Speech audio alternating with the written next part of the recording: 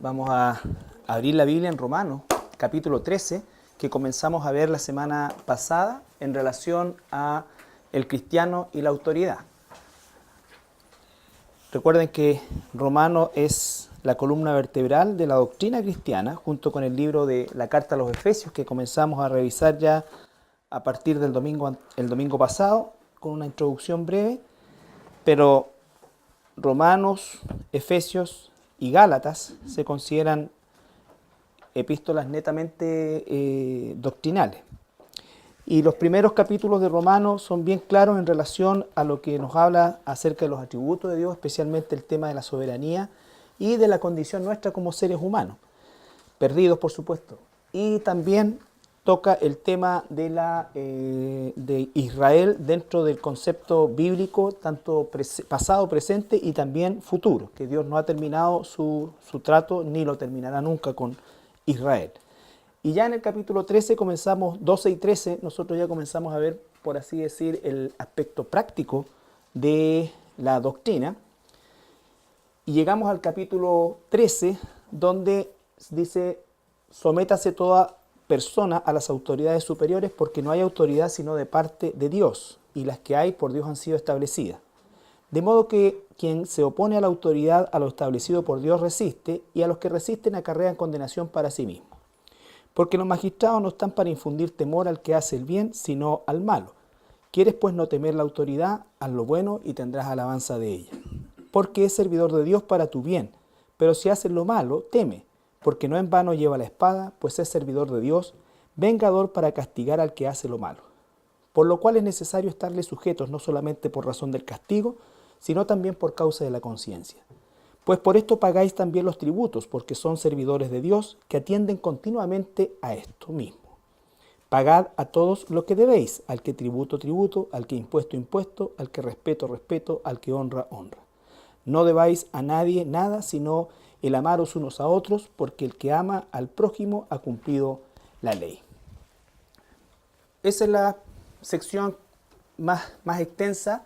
Parte de ella la vimos la semana pasada, que tiene que ver con el hecho de sujetarnos nosotros como ciudadanos, como cristianos y como ciudadanos de este país en particular, sujetarnos a nuestras autoridades, independiente, por supuesto, de la calidad de las autoridades. Eso yo quiero que quede bien claro. Esto es lo que la Biblia dispone. No nos está pidiendo la opinión, ni esto es para debatirlo. La Biblia dice que nosotros tenemos que sujetarnos a las autoridades.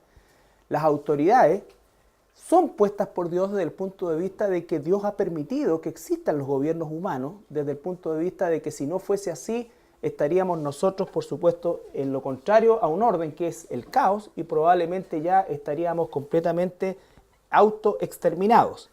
Por lo tanto, de alguna manera, aun cuando sean gobiernos humanos y aun cuando las autoridades, las personas que ocupan esos cargos de autoridad, no honren a Dios, no busquen a Dios, ni siquiera crean en Dios, ¿no es cierto? De todas maneras, Dios permite, ¿no es cierto?, que esas autoridades ejerzan dos principios básicos, dos o tres principios básicos que rigen cualquier gobierno en general, ¿ya? Tres principios básicos que rigen cualquier gobierno en general, que es el la vida de los inocentes, de la gente inocente, castigar la vida de los que infringen la ley, de los que hacen lo malo, y cuidar de la propiedad privada.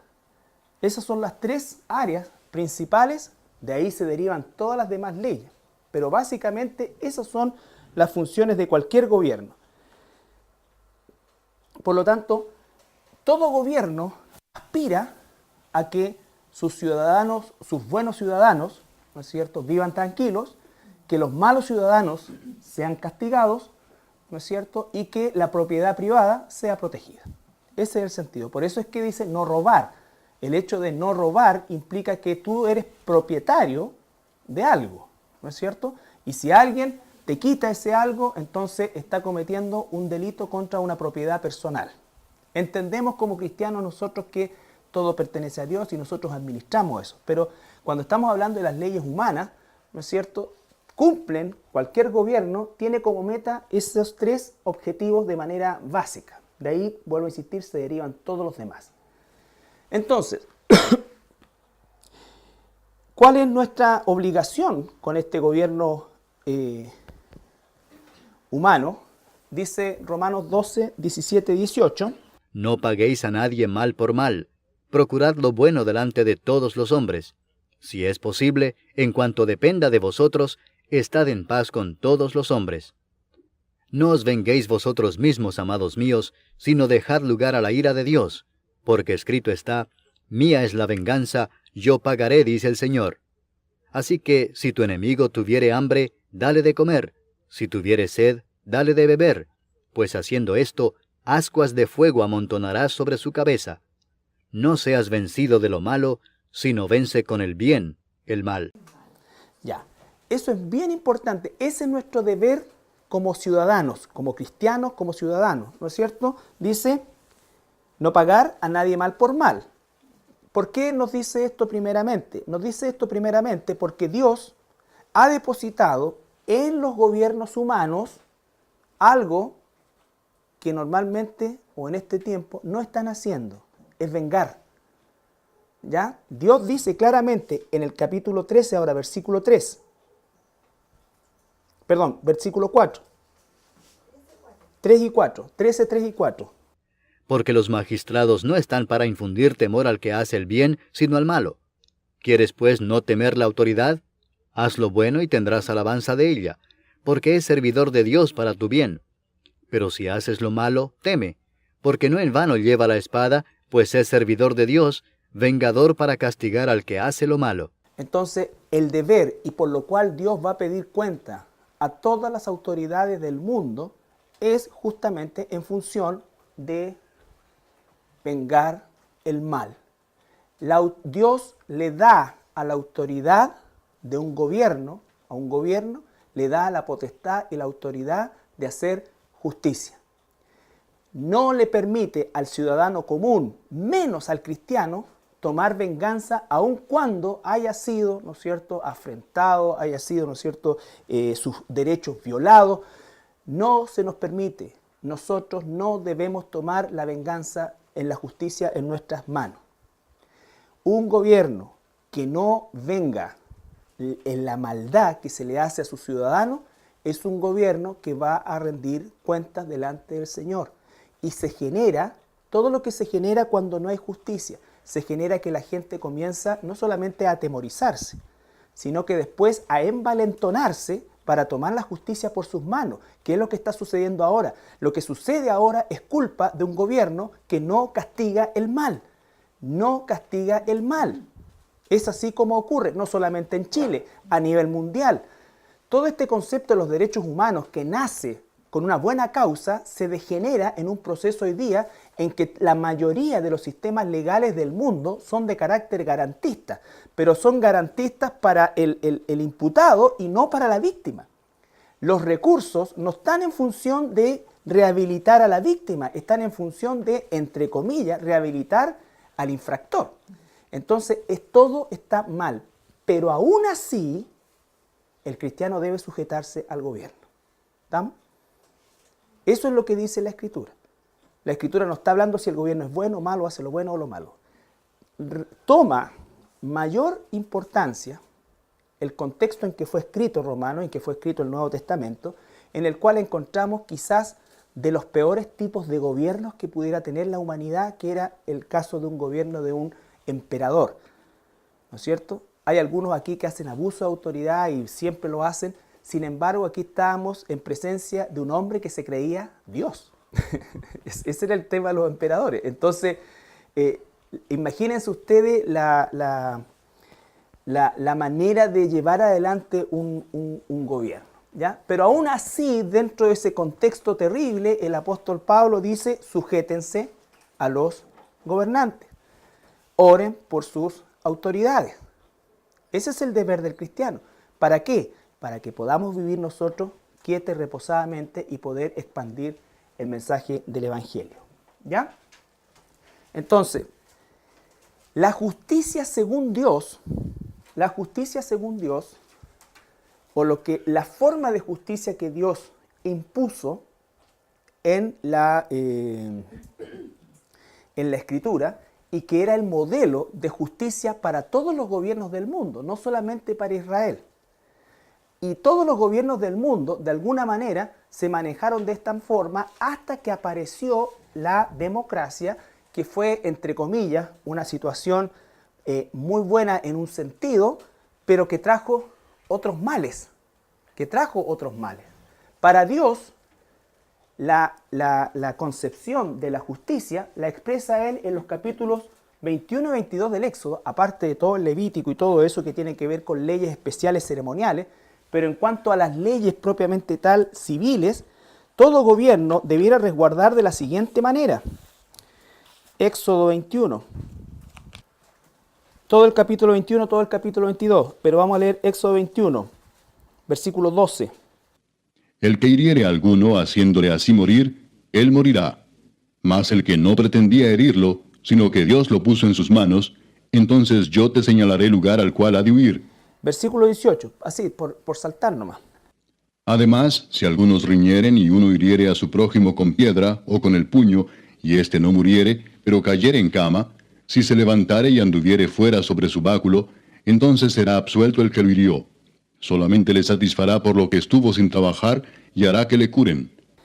Versículo 22, capítulo 22, versículo 1, para que lo lean en su casa y se entretengan leyendo qué es lo que es justicia para Dios. Cuando alguno hurtare buey u oveja y lo degollare o vendiere, por aquel buey pagará 5 bueyes y por aquella oveja 4 ovejas.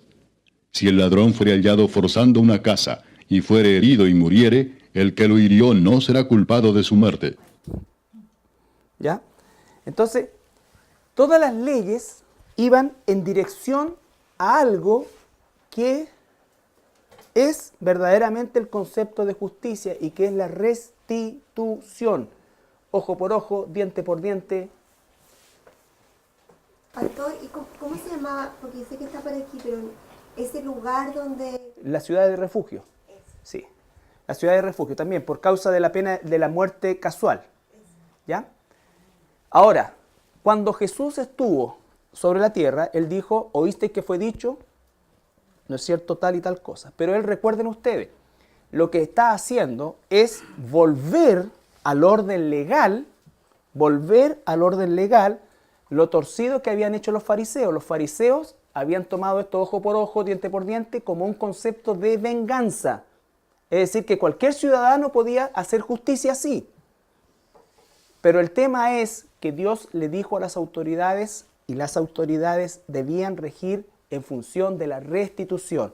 Me robaste un buey, me pagas 5. ¿Ya? El que derrama sangre inocente tiene que pagar con su sangre. Tiene que morir. Entonces nosotros nos creemos muy civilizados, pero hay millones de personas que ya por causa de ser asesinos han perdido a los ojos de Dios el derecho a vivir. El derecho a vivir.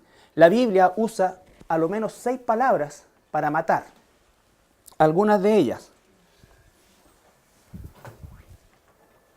Por lo tanto, la pena de muerte es absolutamente bíblica y necesaria. Si alguien no está de acuerdo, tiene que pensar en que es frente a lo que Dios está diciendo. De hecho, los gobiernos en general no están de acuerdo. Por eso las cárceles están atestadas de personas que no deberían estar ahí. Estamos hablando de la justicia de Dios. Dice, la palabra naká es muerte en combate. La palabra mut es muerte. ¿Eso griego o hebreo? Hebreo, legal. La palabra ratz, sak, es homicidio, asesinato.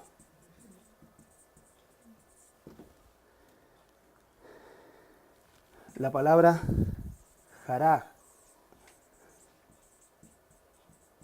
muerte por accidente, ya sea que alguien lo causó o que yo, trabajando en la altura, me caí y morí accidentalmente. ¿Ya? La tercera, ¿cómo dice? Ratzak. Ratzak, K-J al final. Entonces, cuando los 10 mandamientos dicen no matarás, se está refiriendo no Ratzak. Ustedes lo pueden buscar, si tienen la duda, en la concordancia del hebreo. Es la concordancia del hebreo número 7523 de la concordancia Strong, que es 7523. Entonces, cuando dice no matarás, la palabra que usa en el mandamiento es no cometerás homicidio. Dios ha mandado a matar muchas veces en combate. Dios ha mandado a los gobiernos a que ejecuten a una persona por causa de un crimen, que no era solamente el homicidio, había una serie de otros crímenes, el adulterio, el deshonrar a los padres y a la madre, el insultarlo, eran causales de pena de muerte. ¿Ya? ¿Cuánto cabro está viviendo gratis? Entonces, todo eso, entonces a nosotros nos parece brutal, pero la forma en el tiempo de Israel y hasta muchos años, siglos después, en Israel no existían cárceles. Las cárceles fue un sistema que trajo el Imperio Romano, copiado de los griegos. Pero en Israel no habían cárceles, porque si yo te robaba a ti, el magistrado venía y me castigaba esto. Y dice que si no tenía plata, me vendían como esclavo. Y si yo asesinaba, pagaba con mi vida. Por lo tanto, nunca había cárceles. Porque el que robaba o el que hacía esto, el que hacía esto, cada cosa tenía una restitución. Y si no tenía cómo pagar, entonces era vendido como esclavo. ¿Te das cuenta? Piensa qué distinto sería si nosotros nos rigiéramos por algo similar. Hoy día, los magistrados no infunden temor a los malos. Los malos se ríen del sistema. Y los que tienen temor son la gente que no comete delitos. Tiene que poner rejas, contratar alarmas. Y así, suma y suma. ¿Ya? Fíjate que es terrible, porque yo les contaba en la mañana a mis hermanos que anoche estaba viendo un poco de las noticias y unos locatarios de un centro comercial de Santiago Centro estaban ya pero enardecidos, como se dice, chatos y ahora envalentonados, porque habían 3 ladrones, pero todos los días les robaban. Carabinero iba y los tenían filmados todos, los tomaban y a los 2 días después los mismos, exactamente robándole a la misma gente. 3 veces. Entonces decís tú, ¿qué haces? Y mostraban ya a la gente que ahí tiene su fierro, tiene su palo, el otro se había comprado una cuestión de esa eléctrica. Y entonces si va a pasar algo así, ¿te das cuenta? ¿Por qué?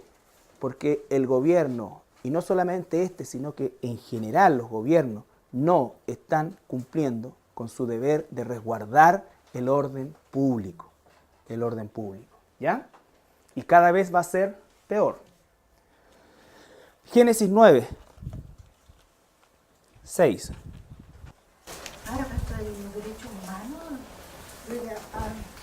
todo se está permitiendo casi. Sí.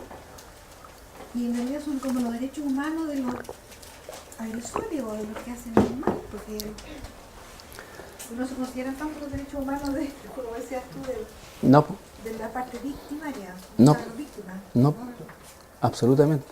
Y entra en un sistema en el cual son financiados por los impuestos de la misma gente que asalta. 9.6. El que derramare sangre de hombre, por el hombre su sangre será derramada, porque a imagen de Dios es hecho el hombre. El que derramare sangre del hombre, por el hombre, ese hombre se refiere a la autoridad, porque el mismo Dios nos dice que no debemos nosotros tomar la justicia en nuestras manos. Es más, nosotros tenemos que orar por el que nos daña, ¿ya? Pero el gobierno tiene que castigar al que me daña. Eso es lo que tiene que hacer el gobierno. No lo está haciendo, Dios más al fondo del infierno los va a echar. ¿Se entiende? Entonces, por eso dice, no mía es la venganza. Y cuando él dice que el magistrado tiene la espada como vengador de la justicia también, significa que parte de esa venganza de Dios debiera realizarla el magistrado. ¿Me entiende? El magistrado. Entonces, el que derramare sangre de hombre, por el hombre, las autoridades, su sangre será derramada. Cuando Caín mató a Abel, Dios dijo, la sangre de tu hermano clama a mí por justicia. Clama a mí por justicia. La sangre de un inocente que muere a manos de un criminal, clama a Dios por justicia. Y Dios ha puesto al gobierno o a los gobiernos para que sacien esa justicia. Si no lo están haciendo, eso se acumula en su cuenta en contra. Exactamente, los abortos. Todo eso. Dios dice, aborrece Jehová, aborrece las manos que derraman sangre inocente. Y Dios es bien claro en eso. ¿Me entiende? Nosotros, vuelvo a insistir, tenemos un sentimentalismo espantoso en relación a que, y la justicia era rápida. Obviamente, si tenías un gallo 3 años en un proceso, y a los 3 años le enseñaste a comer, a esto, lo rehabilitaste, todas estas cosas, y después al tercer año sale el resultado del juicio, bueno, ahora es menos, ahora se supone que es más rápido. Pero así pasaba. Esto era rápido. La justicia tiene que ser rápida, tiene que ser oportuna. ¿Ya? Bien. Mateo capítulo 26, versículos 51 al 52. Mateo. Aquí Jesús practica completamente la ley que sigue vigente en el Nuevo Testamento. Cualquiera podría decir, ay, pero eso es de Génesis nomás. No, Jesús la confirma. Capítulo 26, versículos 51 y 52. Pero uno de los que estaban con Jesús, extendiendo la mano, sacó su espada, e hiriendo a un siervo del sumo sacerdote, le quitó la oreja. Entonces Jesús le dijo, vuelve tu espada a su lugar, porque todos los que tomen espada, a espada perecerán. A espada perecerán. Y en los otros evangelios dice, lo complementa, ¿no es cierto? Dice que el siervo se llamaba Malco, y el de la espada era Pedro, ¿no es cierto? ¿Y qué hizo Jesús cuando le cortó la oreja a Malco? Se la restituye para que Pedro no tuviera que pagar una oreja. Por eso se la restituye. Si Pedro mata a Malco, Jesús tendría que haber resucitado a Malco para que Pedro no fuera y muriese de la misma manera. ¿Me entiende? Por eso es que le restituye la oreja. No solamente por un acto de misericordia, sino que es para cumplir, ¿no es cierto?, y proteger también legalmente a Pedro, porque la ley de la restitución seguía. Oreja por oreja. Me cortaste la oreja, te cortan la oreja. ¿Ya? ¿Qué dice? Por eso también es cuando, al contrario, esto del pecado que dice que si tu mano dice te es ocasión de, no sé, de caer, mejor córtatela. O sea, cosa que esa mano ya no robe más, supongamos. No. También es una forma, una figura, digamos, de lo contrario, porque de repente tenemos, hay debilidades, pecados más, que se notan más. Claro, pero estamos hablando en el contexto el contexto espiritual, por supuesto, a nosotros nos dice que hay muchas cosas que son, y algunas cosas que son, no muchas en realidad, algunas cosas que son de carácter figurativo porque estamos hablando del plano espiritual. Pero cuando estamos hablando del plano legal, es textual, ¿no es cierto? Entonces, como ciudadano me falta primero. Ahí. Tito 3:1. Entonces, el deber del gobierno, cualquiera sea, debe ser proteger al ciudadano bueno, castigar al ciudadano malo y proteger la propiedad. Proteger la propiedad. ¿Ya?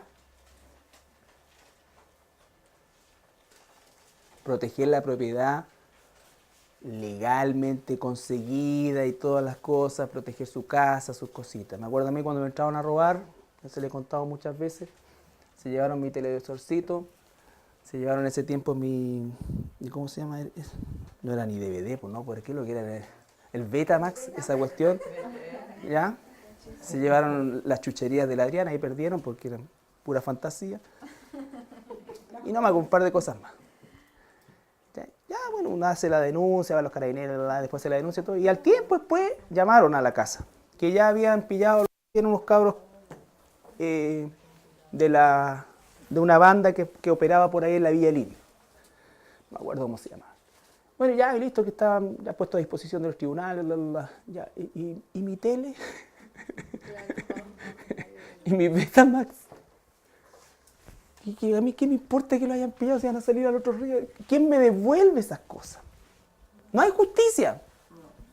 No hay justicia. Ahora, si a esos los pescaran y los hicieran trabajar, ¿no es cierto? Como era en el caso del sistema penitenciario originalmente. El sistema penitenciario nació con una idea, ¿no es cierto?, de rehabilitar por medio del trabajo. Es decir, que aquellos que habían infringido la ley pagaran con trabajo a la comunidad la falta hecha. Pero hoy día tenemos centenares de vagos y delincuentes metidos en las cárceles haciendo verdaderas escuelas del crimen. ¿Es culpa de ellos? No, es culpa del sistema. Es culpa del sistema, es culpa de las hormonas de los que hacen las leyes. Es culpa del sentimiento de culpa por la misma corrupción que hay en los sistemas gubernamentales. ¿Ya? Entonces, esa es una cosa que es absolutamente así. Entonces, es el sistema que debiera funcionar, guardando, por decirlo de alguna manera, la dignidad de quien está en esa condición, no faltando eso, pero que trabajaran para poder pagar eso. ¿Me entiendes? La construcción de carreteras, de caminos, de todas esas cosas debiera estar en manos de ellos. Limpieza, todo. Y vigilado. Te arranca y te llega.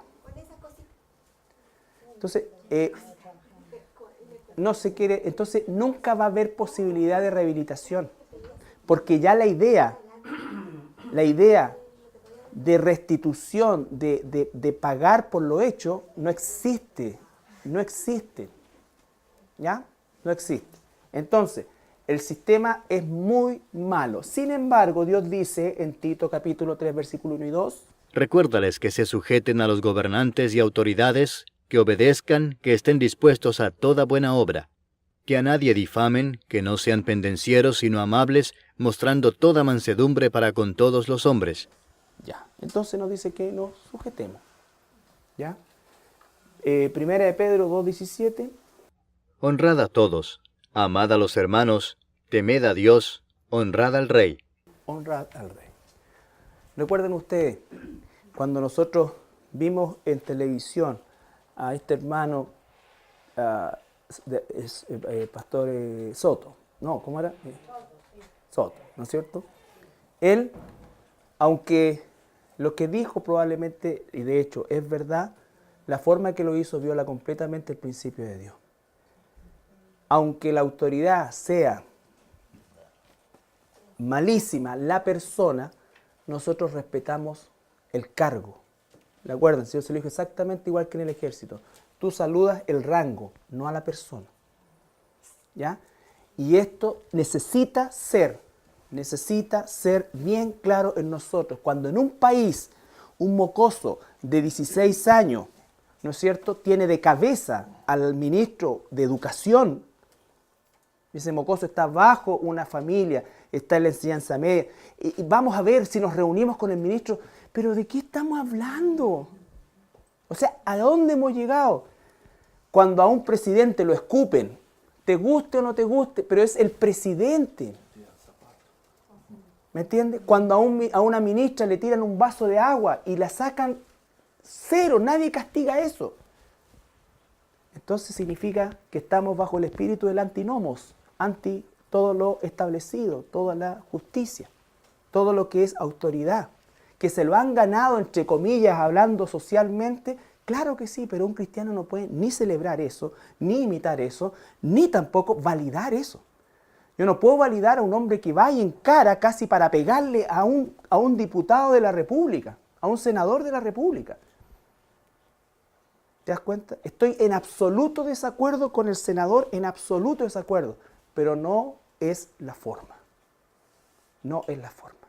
Y todos los que pusieron súper valiente, te pasaste, no han leído la Biblia. Pablo, cuando se enfrenta al emperador, dice, oh honorable Festo. ¿Quién? Y habla, ¿no es cierto? Daniel lo estaban a punto de empujar al foso de los leones. Para siempre vive el rey. Nunca he dicho nada en contra tuyo.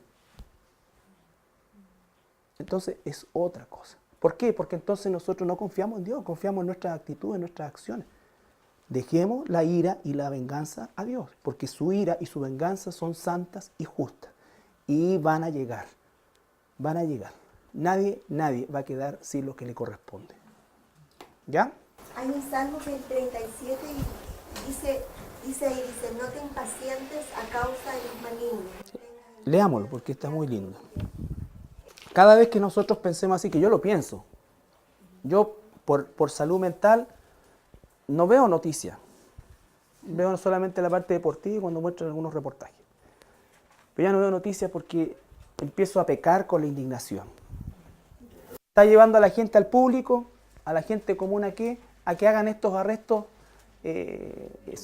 digamos, ¿cómo se llama? Civiles, ciudadanos, ¿no es cierto? Y le aforran, y siempre, no me pegue, más rabia me da, entonces mejor la cambio. ¿Te das cuenta? Y al tiempo después está de nuevo. Entonces, Salmo 37, 1. No te impacientes. No te impacientes a causa de los malignos, ni tengas envidia de los que hacen iniquidad. Porque como hierba serán pronto cortados, y como la hierba verde se secarán. Confía en Jehová y haz el bien, y habitarás en la tierra y te apacentarás de la verdad. Deleítate asimismo en Jehová, y él te concederá las peticiones de tu corazón. Encomienda a Jehová tu camino y confía en él, y él hará. Exhibirá tu justicia como la luz, y tu derecho como el mediodía. Guarda silencio ante Jehová y espera en él. No te alteres con motivo del que prospera en su camino por el hombre que hace maldades. ¿Cierto? Entonces, esa es la ordenanza para nosotros como cristianos. Esa es la ordenanza para nosotros como cristianos. Nosotros debemos, dice 1 Timoteo 2, 1, 2, debemos respetar a nuestras autoridades. Exhorto ante todo a que se hagan rogativas, oraciones, peticiones y acciones de gracias por todos los hombres, por los reyes y por todos los que están en eminencia, para que vivamos quieta y reposadamente en toda piedad y honestidad. Entonces nosotros dice que tenemos que orar. ¿Por qué? Porque si oramos por la paz de la ciudad, para que vamos a tener mejores posibilidades de expandir y vivir nuestra fe.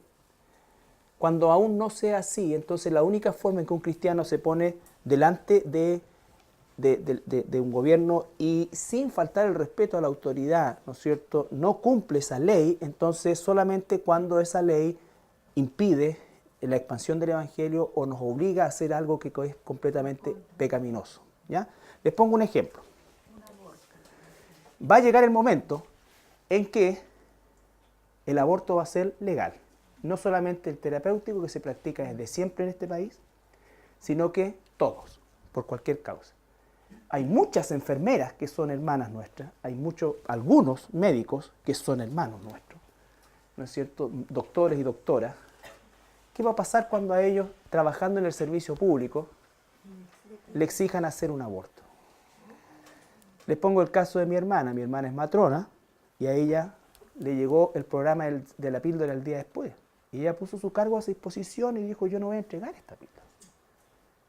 Tenéis que asumir, porque cuando tú haces la voluntad de Dios, no creas que entonces el ángel de Jehová te va a abrir las puertas. No, probablemente te va a costar el puesto, probablemente te va a costar, en el caso de los cristianos, muchas veces la vida en la antigüedad. Entonces, pero tenemos que estar dispuestos a pagar el precio. Pero sufrimos por hacer el bien, no por hacer el mal. ¿Me entiendes? ¿Qué va a pasar el día de mañana cuando vengan dos homosexuales o dos lesbianas a la iglesia y digan somos cristianos?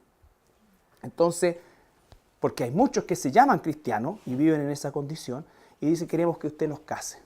Y yo le voy a decir, no. Entonces yo voy a decir, bien, van a salir de acá, van a ir al Ministerio Público, van a estampar algún tipo de denuncia y seguramente después se va a abrir algún proceso, esa cuestión va a pasar. Entonces uno tiene que asumir la responsabilidad, o sea, tiene que asumir las consecuencias de hacer la voluntad de Dios. En ese y solamente en esos casos. Y nos vamos a ver enfrentados a eso. Una juez civil muy antigua de aquí del Ministerio del Registro Civil, eso, gracias, ella dijo, el día que venga una pareja homosexual a casarse, yo no los caso y me retiro. Entonces es una opción que tú tienes. ¿Cómo es que el cristiano ejerce su derecho? En esa manera.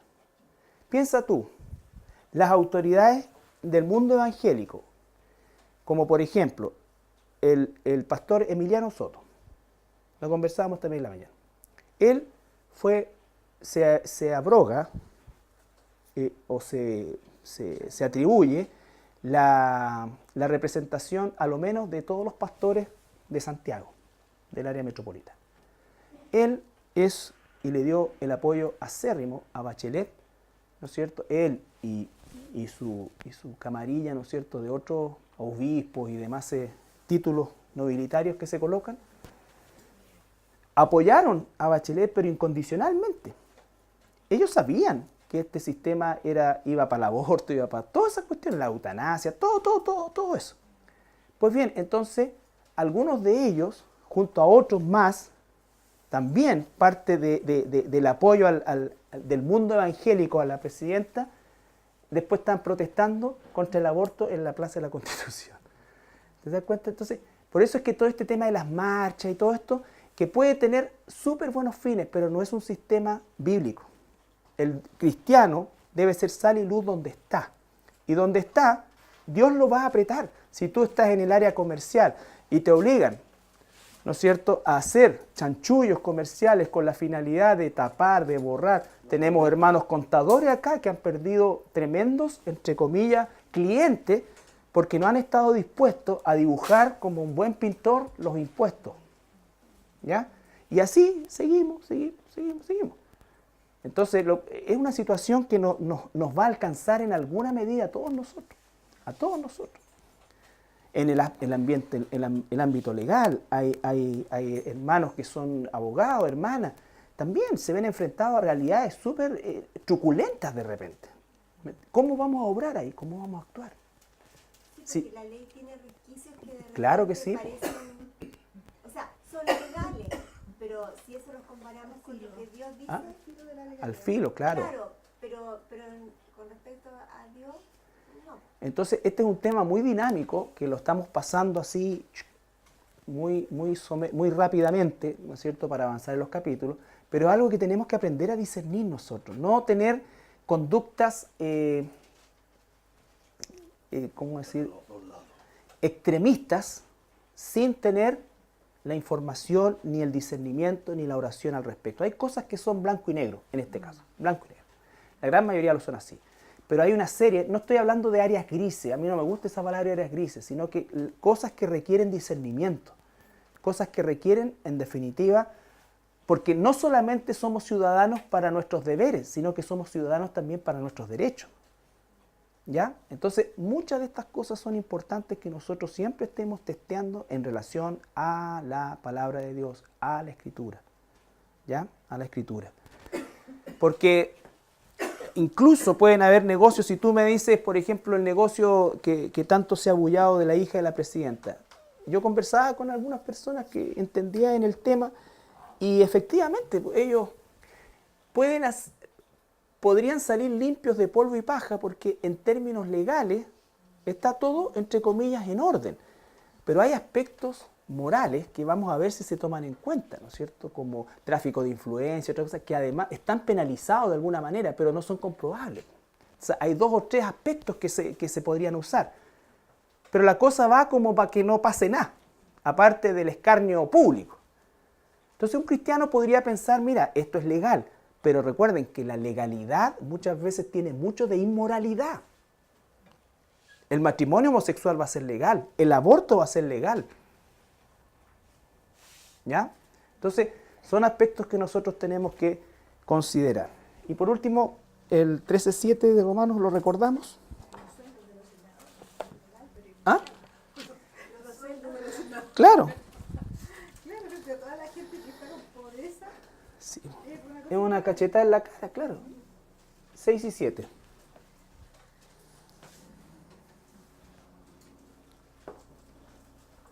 Pues por esto pagáis también los tributos, porque son servidores de Dios que atienden continuamente esto mismo. ¿Te das cuenta que esta palabra aparece de ayer, de hoy? Y está escrita hace 2000 años. ¿Para qué se pagan impuestos y tributos? ¿Para qué en sentido genérico? Sabemos que los impuestos van para, muchas veces, más para los bolsillos de los políticos que otra cosa, o para situaciones de cualquier tipo, pero en rigor, el pago de los impuestos, en el caso de Roma, constituía mayor riqueza del emperador, ostentación y todo lo demás. Pero se supone que los impuestos justamente se toman de nosotros los ciudadanos para que el gobierno financie la protección de los ciudadanos, el castigo de los que violan la ley y la protección de la propiedad. Esa es la razón de los impuestos. Fíjate que no está incluida, por ejemplo, la educación, porque la educación siempre era un proceso domiciliario, de la casa. ¿Ya? Después empezaron los temas de esto, de acá, de allá, todo. Pero aún así, ¿no es cierto?, con todo lo que se recauda, debieran estar sumamente cubiertas las áreas de necesidad de la población de este país. ¿Ya? Pero no es así. Acaban de decir los especialistas que la plata que se va a recaudar por el tema de la reforma tributaria ya se gastó. No hay.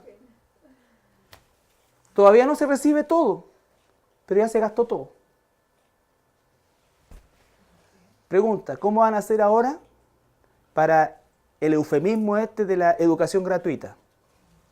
No van a poder. Y se va a transformar eso en un monstruo como el Transantiago, que le meten miles de millones de dólares cada año para sustentarlo por la tosudez de un sistema podrido. Pero son nuestras autoridades. Son nuestras autoridades. Realmente uno se asombra de la ineptitud de quienes nos gobiernan, pero son nuestras autoridades. Y merecen nuestro respeto. ¿Ya? Merecen nuestro respeto. Pero te quiero decir una cosa. Los políticos antiguos eran más sociales.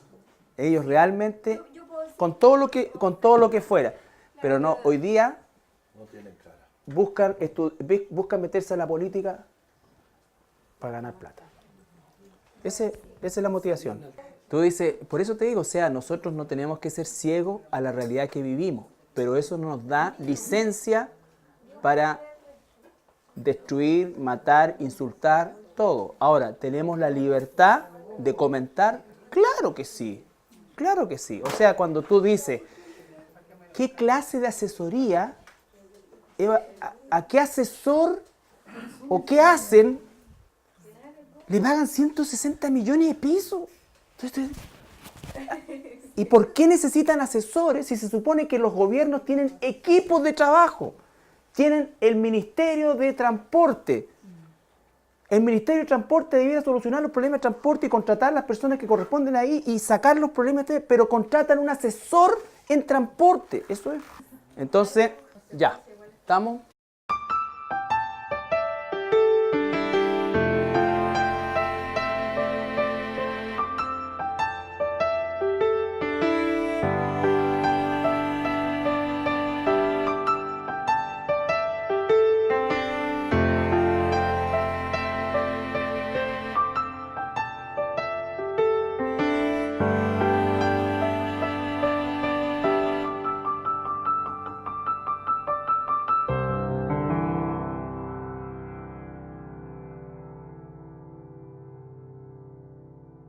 Vamos a abrir la Biblia en Romanos, capítulo 13, que comenzamos a ver la semana pasada en relación a el cristiano y la autoridad.